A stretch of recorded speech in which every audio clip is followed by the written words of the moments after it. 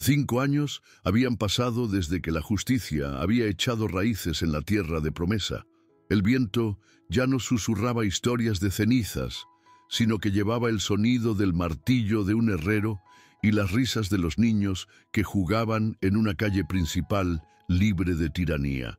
El pueblo era un testimonio de la resiliencia, con casas sólidas, un pozo comunitario donde se compartían noticias en lugar de miedo, y campos que producían más que suficiente. La paz era una manta cálida, tejida con el hilo del esfuerzo común.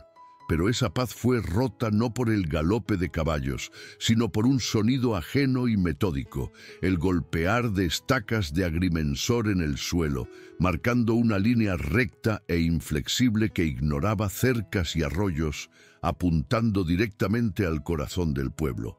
Poco después, un carruaje negro y reluciente, una visión de un mundo industrial y lejano, llegó a la plaza. De él descendió Silas Blackwood, un hombre cuyos zapatos de cuero pulido parecían insultar el polvo del suelo. No era un bruto como Vargas. Era un arquitecto de la avaricia, con ojos grises y fríos, que no veían un hogar, sino un mapa de obstáculos. Eloa, ahora la alcaldesa no oficial del pueblo, se acercó junto a Arthur y un Samuel ya adolescente. Blackwood, con una cortesía gélida, desplegó sus planos y habló de un futuro inevitable llamado ferrocarril. Cuando Eloa, con voz tranquila, le informó que su hogar no estaba en venta, Blackwood sonrió. «Señora», dijo mientras doblaba sus mapas, «el futuro es un tren que no espera a nadie. Puede subir a bordo o puede quedarse en las vías. La elección es suya». Esa misma noche, el Salón Municipal de Promesa, que había sido testigo del nacimiento de su comunidad, se convirtió en un nido de temores y discordia. Eloa convocó a todos, explicando con calma la naturaleza de la amenaza de Blackwood. El espectro de la lucha, que creían haber enterrado, resurgió con una nueva y terrible cara. Algunos de los colonos, con el recuerdo aún fresco del coste en sangre de su libertad, argumentaron que el dinero ofrecido era una salida digna, una oportunidad para evitar más sufrimiento. Otros, sin embargo, se aferraron a las palabras de Eloa, viendo la tierra no como una propiedad, sino como el testamento viviente de su sacrificio. La primera grieta en la unidad de Promesa se había abierto, una fisura que Blackwood esperaba explotar. La guerra de Blackwood no comenzó con disparos, sino con el susurro del papel. A los pocos días, un mensajero con el emblema de la Great Western Rail entregó un fajo de documentos legales. No era una declaración de guerra, sino un asedio burocrático. Los papeles, redactados en una jerga legal impenetrable, impugnaban la legitimidad de los títulos de propiedad de Promesa, argumentando que fueron establecidos ilegalmente tras la deposición del propietario legal anterior, el coronel Vargas. La ley, el mismo instrumento que Eloa había invocado para cimentar su justicia, ahora era retorcida por manos expertas para estrangularlos. Comprendieron que su nuevo enemigo no derribaría sus puertas, sino los cimientos sobre los que habían construido su mundo. La frustración de Arthur era una bestia enjaulada. Sus instintos de soldado le gritaban que actuara, pero no había un enemigo tangible al que enfrentarse. Pasaba los días observando el campamento de los agrimensores, una herida de orden metódico en el paisaje. Allí vio al hombre de confianza de Blackwood, un pistolero silencioso llamado Finn, cuya quietud era más amenazante que cualquier grito. Arthur veía a los guardias armados y sentía el impulso de organizar una defensa, de cavar trincheras, de prepararse para una batalla que entendía. Pero Eloa le insistía en que la violencia era la trampa que Blackwood les estaba tendiendo, y esta inacción forzada carcomía el alma del soldado que aún vivía dentro de él. Samuel, con la sangre joven hirviendo en sus venas, veía la cautela de sus padres como una forma de parálisis. A sus 12 años, había crecido con las leyendas de la fundación de Promesa, y en su mente los héroes no esperaban, actuaban. ¿Acaso vamos a dejar que nos roben lo que ganasteis?, le espetó a Arthur una tarde, su voz quebrada por la rabia. El coronel Vargas usaba armas, este hombre usa papeles, pero el robo es el mismo. Este choque generacional representaba una nueva prueba para la familia. Samuel no entendía de estrategia legal ni de paciencia, solo entendía la injusticia flagrante que amenazaba con borrar el legado por el que sentía un orgullo feroz, y su impaciencia era una chispa peligrosa cerca de un polvorín. Blackwood comenzó a apretar el torniquete económico. Usando su vasta influencia, se aseguró de que los comerciantes de las ciudades vecinas se volvieran repentinamente reacios a comprar el grano y el ganado de Promesa. Las rutas comerciales que la comunidad había establecido con tanto esfuerzo se secaron, dejando sus graneros llenos, pero sus bolsillos vacíos. Era un asedio silencioso, sin muros ni catapultas, pero igual de letal. La prosperidad que habían construido comenzó a marchitarse, y con ella, la moral. La gente empezó a mirar sus menguantes reservas de dinero y medicinas, y la oferta del ferrocarril, antes un insulto, ahora susurraba en sus mentes como una tentación desesperada, una salida a la asfixia invisible.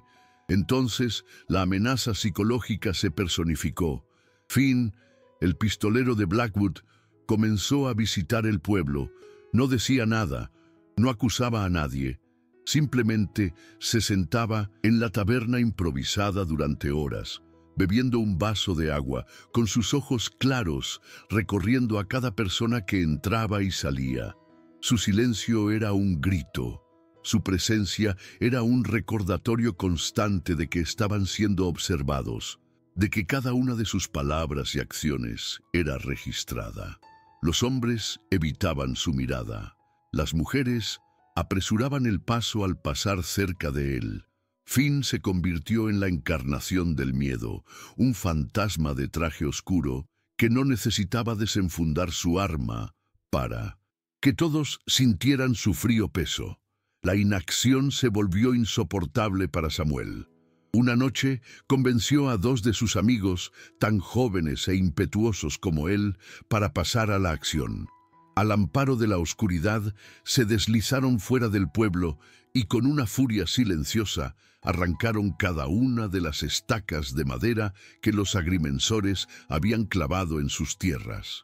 Fue un acto de desafío infantil, un grito simbólico contra el gigante que los amenazaba. Mientras corrían de vuelta a casa, con el corazón latiendo con una mezcla de miedo y euforia, se sintieron como los héroes de las historias de su madre, sin comprender que acababan de tirar una piedra no a un hombre, sino a una máquina calculadora y sin piedad. La respuesta de Blackwood fue quirúrgica y cruel. A la mañana siguiente, el padre de uno de los amigos de Samuel encontró a su semental, el orgullo de su granja y la clave de su sustento, muerto junto al arroyo, con signos evidentes de envenenamiento. No hubo acusaciones ni amenazas directas. No había forma de probar que fue obra de Finn o sus hombres, pero el mensaje fue tan claro como un disparo en la noche. Sabemos quiénes sois, conocemos lo que más valoráis, y podemos destruirlo sin dejar rastro. La represalia no fue contra los culpables, sino contra sus familias, un castigo diseñado para sembrar el terror y romper los lazos de confianza que unían a la comunidad. El terror floreció. La muerte del caballo fue la prueba que muchos necesitaban para creer que la resistencia era inútil y peligrosa. En la siguiente reunión del pueblo, las voces que pedían aceptar la oferta de Blackwood ya no eran susurros, sino un clamor. «Fue la imprudencia de tu hijo la que trajo esto sobre nosotros», le gritó un hombre a Eloa con el rostro desencajado por el pánico. La comunidad, antes unida como un solo cuerpo, comenzó a fracturarse. El miedo los estaba enfrentando unos contra otros y Eloa vio con horror cómo Blackwood estaba logrando, sin disparar una sola bala, lo que Vargas no había conseguido con un ejército de matones: desmantelar Promesa desde dentro. Eloa comprendió que no podían ganar esa guerra con las herramientas que poseían. La fuerza de Arthur era inútil y la pasión de Samuel era peligrosa. Necesitaban un arma nueva, una que pudiera enfrentarse a Blackwood en su propio terreno. Tras días de indagaciones, oyó hablar de un viejo abogado retirado en la lejana ciudad de San Antonio, un hombre llamado Josiah Reed, famoso por haber defendido a colonos y rancheros contra los grandes conglomerados. Era una esperanza remota, un viaje largo y peligroso a través de territorio hostil, pero era la única que tenían. Tomó una decisión. Iría a buscarlo. Dejaría Promesa para intentar salvarla desde fuera, armándose de leyes y no de balas. Cuando le contó su plan a Arthur, encontró un muro de resistencia. ¿Sola? ¿A través de las llanuras? «Es un suicidio, Eloa», protestó él, su rostro una máscara de preocupación y miedo. Arthur, la idea de dejar que ella se enfrentara a ese peligro mientras él se quedaba atrás era inconcebible. Su instinto era proteger, fortificar, luchar contra la amenaza que podía ver. «Mi lugar está aquí, defendiendo a nuestra gente. Tu lugar está aquí, guiándonos», le dijo, su voz cargada de una frustración nacida del amor. Fue la primera gran discusión que habían tenido en años, un choque entre dos formas de coraje que amenazaba con separarlos cuando más se necesitaban. Esa noche, el silencio entre ellos era pesado. Finalmente fue Arthur quien lo rompió, acercándose a ella en el porche oscuro. «Tu coraje nunca ha necesitado de un arma en la mano, Eloa. Siempre ha estado aquí», dijo, tocándose el corazón. «Fui un necio al no verlo».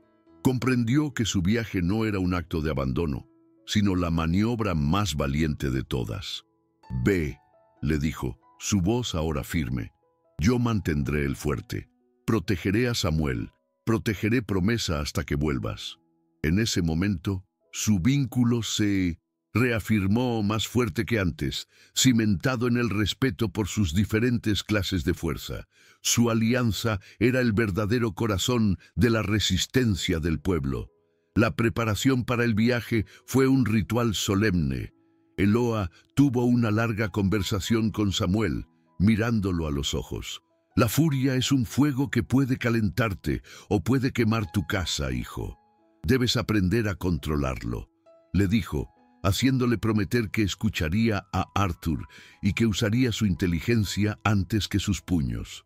Le dio un beso en la frente, una despedida que contenía todo el amor y el miedo de una madre que se adentraba en lo desconocido. Era una inversión de roles. Ahora era ella la que partía a la batalla, dejando a sus hombres para que protegieran el hogar que habían construido juntos. Al amanecer, Eloa partió. Montada en un caballo robusto, con pocas provisiones y una determinación de acero, era una figura solitaria cabalgando hacia el vasto e incierto horizonte. Todo el pueblo salió a despedirla en silencio. En Ninos, sus rostros se mezclaban la esperanza y el temor, depositando el destino de su mundo sobre los hombros de aquella mujer. Mientras se convertía en un punto cada vez más pequeño en la distancia, representaba la encarnación de Promesa, pequeña, vulnerable, pero con una voluntad inquebrantable de luchar por su derecho a existir en una tierra que no perdonaba. Pero no estaba tan sola como creía. En una colina lejana, oculta entre las rocas y los mezquites, una figura observaba su partida a través de un catalejo. Era Finn. Siguió su silueta hasta que desapareció en el horizonte sin ninguna expresión en su rostro. Luego, bajó el catalejo, se dio la vuelta con calma y montó en su propio caballo, dirigiéndose no en la dirección de Eloa, sino de vuelta hacia el campamento del ferrocarril. Su viaje apenas había comenzado, y Silas Blackwood ya conocía cada uno de sus pasos. La trampa estaba lista. El viaje de Eloa se convirtió en una prueba de resistencia contra una naturaleza que parecía en su contra. Los arroyos que debían ser vados se encontraban crecidos de forma antinatural. Las señales del camino parecían sutilmente alteradas, guiándola hacia terrenos más arduos y desolados. No era mala suerte, era un diseño. Finn no la seguía, se le adelantaba, usando su conocimiento del territorio para pastorearla como a una oveja hacia el matadero. Cada día que pasaba, sus provisiones disminuían y la distancia a San Antonio parecía crecer en lugar de reducirse. Estaba siendo desangrada lentamente, aislada del mundo en una trampa a cielo abierto, diseñada para quebrar su espíritu antes de quebrar su cuerpo. Mientras tanto, en Promesa, la soga de Blackwood se apretaba hasta casi asfixiar. Con Eloa ausente, su control se volvió absoluto. Usando la construcción del ferrocarril como excusa, sus hombres construyeron una presa improvisada río arriba, cortando el acceso al arroyo que la comunidad había sangrado por conseguir. El agua, símbolo de su primera victoria y de su independencia, fue reducida a un hilo fangoso. La desesperación se apoderó del pueblo. Arthur, abrumado por la responsabilidad, luchaba por mantener la calma, pero veía en los ojos de sus vecinos la misma desesperanza que casi los destruyó años atrás. La fe en el regreso de Eloa comenzaba a flaquear, ahogada por la sed y el miedo. La trampa para Eloa se cerró en un cañón sin salida. Cuando intentó retroceder, Finn apareció en la entrada, no como un fantasma, sino como un carcelero. No, desenfundó su arma. En su lugar, sacó un fajo de papeles y una pluma. «El señor Blackwood es un hombre razonable», dijo con su voz carente de emoción. «Firme la cesión de las tierras de Promesa y se le permitirá irse en paz. Se le dará una suma generosa. Su gente será compensada».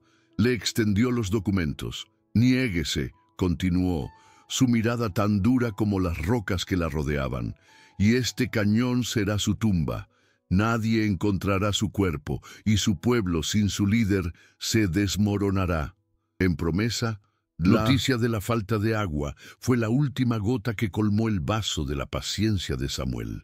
Oyó a dos granjeros hablar en voz baja de rendirse, de aceptar el dinero antes de que Blackwood los destruyera por completo. Consumido por una furia justiciera, sintió que el legado de sus padres estaba siendo traicionado por la cobardía. Creyendo que solo una acción audaz podía reavivar el espíritu de lucha, tomó la pistola que Arthur guardaba bajo llave, un arma que simbolizaba la protección, y, al amparo de la noche, se escabulló del pueblo. Su plan, forjado en la desesperación juvenil, era simple y suicida: infiltrarse en el campamento de Blackwood y obligar al tirano a retroceder a punta de pistola. El enfrentamiento de Eloa en el cañón se tensó.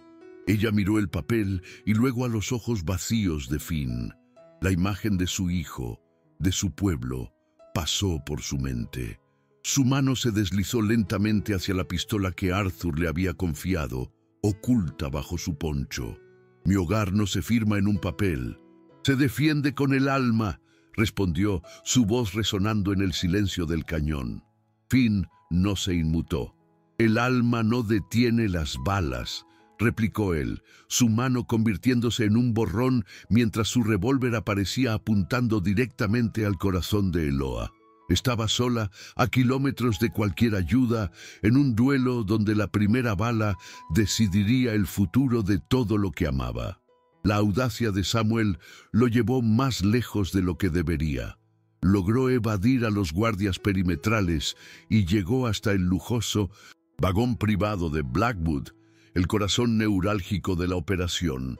Pero en el momento en que intentó entrar, una sombra se movió en la oscuridad y un dolor agudo en la nuca lo sumió en la inconsciencia. Cuando despertó, estaba atado a una silla, frente a un Silas Blackwood que lo observaba con la curiosidad de un entomólogo examinando un insecto. La viva imagen de la imprudencia de su madre, dijo Blackwood, encendiendo un cigarro. Un activo valioso. El futuro de Promesa ya no era una cuestión de papeles, era un joven atado a una silla. En el cañón, justo cuando Finn se preparaba para apretar el gatillo, el sonido de un caballo al galope rompió la tensión. Un segundo hombre de Blackwood llegó, con el caballo cubierto de espuma. Le susurró un mensaje urgente al oído de Finn. Una sonrisa, la primera que Eloa le veía, se dibujó en el rostro del pistolero. «Parece que la situación ha cambiado, señora», le dijo a Eloa, guardando su arma. «El señor Blackwood tiene a su hijo». Le extendió una nueva oferta, una elección mucho más cruel. La escritura de las tierras a cambio de la vida del muchacho. Ahora tiene algo mucho más importante que perder que un pedazo de tierra. Eloa sintió que el suelo desaparecía bajo sus pies. Era la pesadilla definitiva, una elección imposible que la desgarraba por dentro. Pero en el abismo de la desesperación, la líder que se había forjado en el fuego resurgió. Su mente, en lugar de colapsar, se aceleró. No suplicó. Miró a Finn con una nueva y extraña calma. «Si algo le pasa a mi hijo», dijo con una voz helada, «los papeles que le entregué al juez federal en Austin, detallando las prácticas ilegales de Blackwood y su conexión con el asesino coronel Vargas, saldrán a la luz. Su muerte solo me convertiría en una mártir y a Blackwood en un fugitivo. Era un farol monumental, una apuesta desesperada nacida de la nada».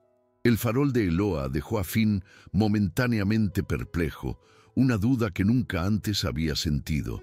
Fue en instante de vacilación que el destino intervino. Un tercer grupo de jinetes apareció en la entrada del cañón. No eran hombres de Blackwood. A la cabeza cabalgaba un hombre mayor de barba blanca y ojos penetrantes, vestido con un traje gastado, pero digno. Silas Blackwood. Supongo que sus matones no le informaron que secuestrar a un menor es un delito federal, dijo el anciano con una voz que retumbaba. Era Josiah Reed, el abogado. A su lado cabalgaba un alguacil federal y sus hombres. Reed, que ya estaba investigando a Blackwood, había interceptado al mensajero de Finn.